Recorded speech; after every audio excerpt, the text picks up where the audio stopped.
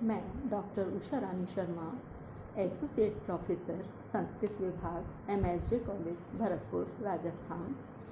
आज हम BA तृतीय वर्ष विषय संस्कृत प्रश्न पत्र प्रथम के पाठ्यक्रमानुसार भारतीय दर्शन के सिद्धांत पुस्तक का अध्ययन करेंगे।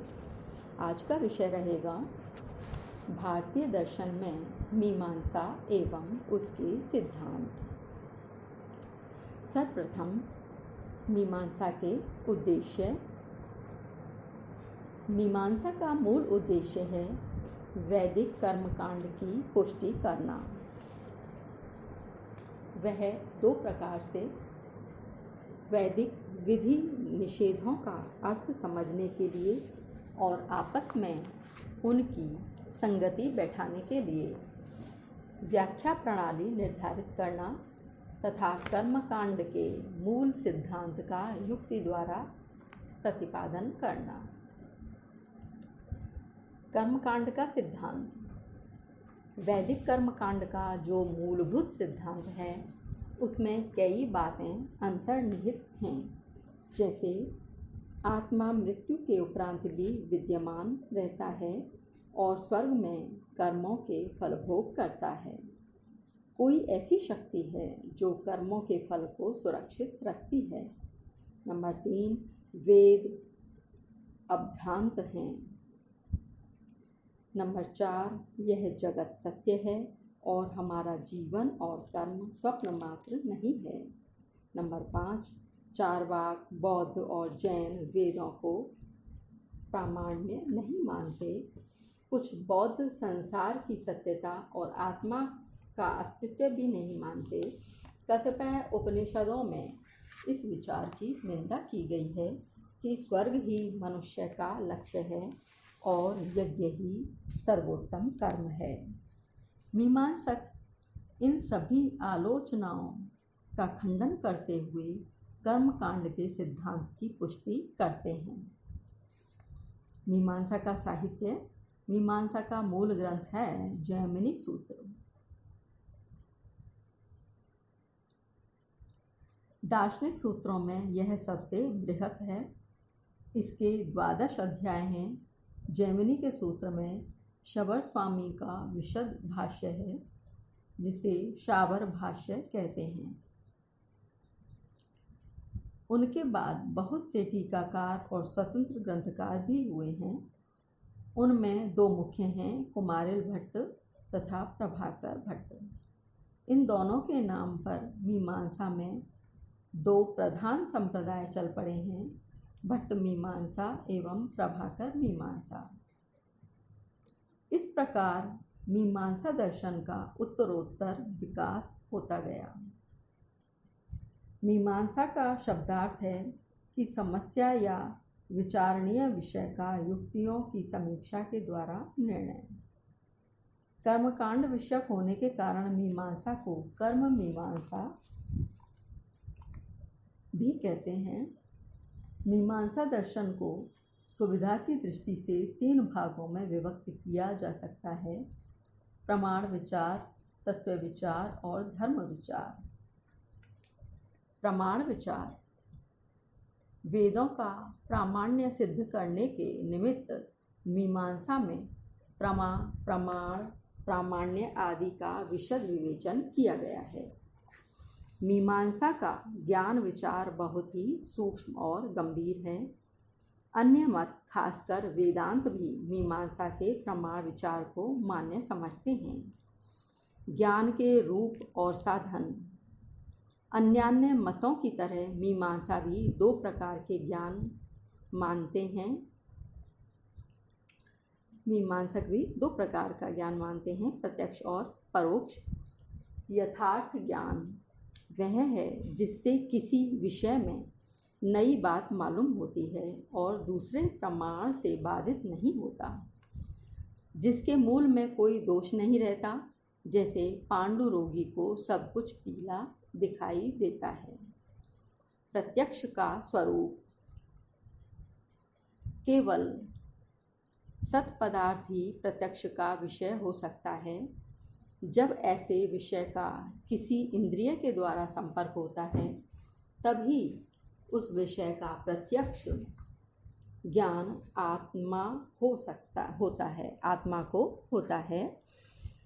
तभी उस विषय का प्रत्यक्ष ज्ञान आत्मा को होता है जब विषय का किसी इंद्रिय के साथ संपर्क होता है।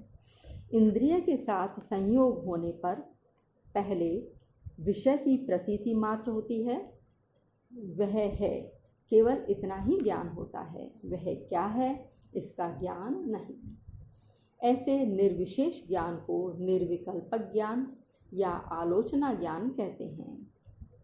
प्रत्यक्ष ज्ञान की दूसरी अवस्था वह है जिसमें हम पूर्वानुभव के आधार पर उस विषय का स्वरूप निर्धारित करते हैं, अर्थात वह किस प्रकार की वस्तु है, उसमें गुण या क्रिया है, उसका क्या काम है आदि बातों का ज्ञान प्राप्त करते हैं।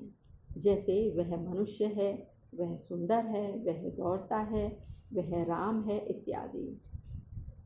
ऐसे सविशेष ज्ञान को सविकल्पक प्रत्यक्ष कहते हैं। प्रत्यक्ष के द्वारा नाना रूपात्मक जगत का सत्य ज्ञान होता है। यद्यपि निर्विकल्प अवस्था में विषयों का स्पष्ट बोध नहीं होता, तथापि वे बीज अवस्था में विद्यमान रहते हैं और सविकल्प अवस्था में प्रस्फुटित हो जाते हैं। सविकल्प ज्ञान में किसी नए विषय का ज्ञान नहीं होता। यदि हमें पहले से मनुष्य या सुंदर आदि का अनुभव नहीं रहता तो वह मनुष्य है, वह सुंदर है, ऐसा हम कैसे कह सकते। इससे सूचित होता है कि यद्यपि सविकल्प प्रत्यक्ष में उद्देश्य विधेय आदि का संबंध स्थापित किया जाता है, तथापि वह विशद ज्ञान काल्पनिक या मिथ्या नहीं। अपरोक्ष ज्ञान। मीमांसा दर्शन में प्रत्यक्ष के अतिरिक्त और भी 5 प्रमाण माने गए हैं: अनुमान, उपमान, शब्द, अर्थापत्ति और अनुपलब्धि। इनमें अंतिम प्रमाण अनुपलब्धि को केवल भाट्ट मीमांसक मानते हैं, प्रभाकर नहीं। अनुमान। मीमांसा का अनुमान विषयक विचार करीब न्याय जैसा ही है। उपमान। मीमांसा में यह एक स्वतंत्र प्रमाण है। उपमान जन्य ज्ञान तब होता है जब हम पहले देखी हुई वस्तु के सदृश किसी वस्तु को देखकर समझते हैं कि स्मृत वस्तु प्रत्यक्ष वस्तु के सदृश है। मान लीजिए किसी ने गाय देखी है परंतु नीलगाय नहीं देखी। वह जंगल में नीलगाय को पहले प्रत्यक्ष देखता है। वह गाय के सदृश देखने में लगती है। इससे वह जान जाता है कि गाय नीलगाय के सदृश है। यह ज्ञान प्रत्यक्ष के अंदर नहीं आ सकता, क्योंकि गाय का उस समय प्रत्यक्ष ज्ञान नहीं होता। यह स्मृतिजन्य ज्ञान भी नहीं, क्योंकि यद्यपि उस गाय का ज्ञान पूर्व में हुआ था, तथापि उसका वर्तमान विषय नीलगाय के सादृश्य उस समय ज्ञात नहीं था। अतएव यह सादृश्य ज्ञान स्मृतिजन्य नहीं कहा जा सकता। यह अनुमान भी नहीं है। इसी तरह यह ज्ञान शब्द प्रमाण से भी उपलब्ध नहीं है। अतएव इसे एक स्वतंत्र प्रकार का ज्ञान ही मानना आवश्यक है। शब्द। मीमांसा दर्शन को वेद का प्रामाण्य स्थापित करना है, अतः इसमें शब्द प्रमाण को पूरा महत्व दिया गया है। सार्थक वाक्य यदि वह अनाप्त व्यक्ति के मुंह से नहीं निकला हो, ज्ञान प्राप्त कराने वाला होता है, इसे शब्द प्रमाण कहते हैं। यह 2 प्रकार का होता है, पौरुषेय और अपौरुषेय। आप्त या विश्वस्त व्यक्ति का कथित या लिखित वचन पौरुषेय कहलाता है। वेद वाक्य अपौरुषेय माना जाता है। वेदों का विशेष महत्व है उनके विधि वाक्यों को लेकर है। वेदों का विशेष महत्व उनके विधि वाक्यों को लेकर ही है। अर्थापत्ति कुछ अनुपपत्ति के समाधान के लिए अदृष्टार्थ की कल्पना जिसकी सहायता के बिना उसकी उपपत्ति नहीं हो सकती अर्थापत्ति कहलाती है। जब कोई ऐसी घटना देखने में आती है जो बिना एक दूसरे विषय की कल्पना किए समझ में नहीं आ सकती, तो उस अदृष्ट विषय की कल्पना को अर्थापत्ति कहते हैं। दूसरे शब्दों में अर्थापत्ति वह आवश्यक कल्पना है जिसके द्वारा कोई अन्यथा अनुपपन्न विषय उत्पन्न हो जाता है। जैसे मान लीजिए देवदत्त दिन में कभी भोजन नहीं करता, फिर भी दिनों दिन मोटा होता जाता है। तब यहाँ इन दोनों बातों में परस्पर विरोध देखने को मिलता है कि यदि वह भोजन नहीं करता तो मोटा कैसे है। अब इन दोनों विरुद्ध बातों की उत्पत्ति तभी संभव हो सकती है जब हम यह कल्पना कर लें कि देवदत्त दिन में नहीं लेकिन रात में खूब भोजन करता होगा।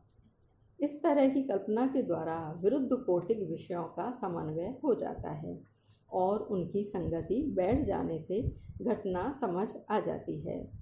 ऐसी ही कल्पना को अर्थापत्ति कहते हैं। अनुपलब्धि भट्ट मीमांसक और अद्वैत वेदांत का यह मत है कि किसी विषय के अभाव का जो साक्षात ज्ञान होता है वह अनुपलब्धि प्रमाण के द्वारा इस कोठरी में घड़ा नहीं है। यहाँ घट का अभाव मुझे कैसे विदित होता है? इस ज्ञान को प्रत्यक्ष तो कह नहीं सकते, क्योंकि अभाव कोई ऐसी वस्तु नहीं है जिसका इंद्रिय के द्वारा संपर्क हो सके। घट का चक्षु इंद्रिय अर्थात आँख के साथ संयोग हो सकता है, घटाभाव का नहीं। अतएव भाट मीमांसक तथा अद्वैत वेदांती का यह कहना है कि यहाँ घटाभाव का ज्ञान घट की अनुपलब्धि के कारण होता है। ना देखने से ही मैं जान सकता हूँ कि कोठरी में घड़ा नहीं है। इसके पश्चात हम भारतीय दर्शन में मीमांसा और सिद्धांत विषय के अंतर्गत ही प्रामाण्य विचार और तत्व विचार पर चर्चा करेंगे। आज का गृह कार्य है मीमांसा के अनुसार प्रत्यक्ष, अनुमान, उपमान, शब्द, अर्थापत्ति और अनुपलब्धि प्रमाणों पर